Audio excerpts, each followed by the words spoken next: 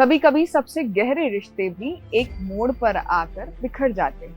यह तब होता है जब दोस्ती के बीच अहंकार की दीवार खड़े हो जाती है। ये कोई रिश्ता आम रिश्ता नहीं था, ट्रम्प और मस्क का, आप सभी जानते हैं।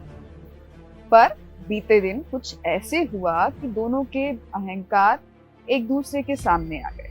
एक तरफ दुनिया का सबसे अमीर आदमी और दूसरी तरफ सबसे ताकतवर, दोनों अपने अपने साम्राज्य में बादशाह हैं। लेकिन हर साम्राज्य में एक अंत होता है।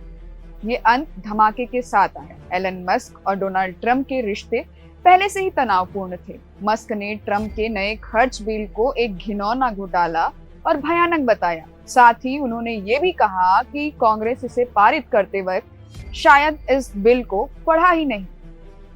और फिर क्या था, इस बयान के बाद मानो ऐसा है कि 10 लोगों के दास्ताने उतर गए।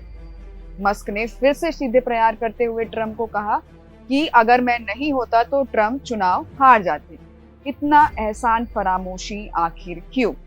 ट्रंप भी इस बयानबाजी के बाद चुप रहने वालों में से नहीं थे। उन्होंने पलटवार किया और एलन को कहा कि मुझे यह रास नहीं आ रहा, मैंने उसे जाने को कहा।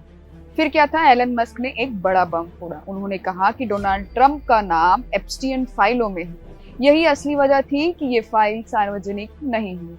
अटकलें लगाए जाते हैं कि इस फाइल में बहुत सारी शक्तिशाली व्यक्तियों के नाम थे, इस वजह से इस पे ज्यादा बात नहीं हुई। साथ ही मस्क ने ट्रंप के टैरिफ पर भी हमला कहा और कहा कि साल के अंत तक यह मंदी की स्थिति हमारे बीच ला सकती है। सच कहें तो यह अलगाव तय था। एक ग्रह में जब दो अहंकारी शक्ति एक दूसरे के सामने आ जाएं, तो सिवाय विनाश का कुछ नहीं हो सकता और यह टकराव होना स्वाभाविक ही था।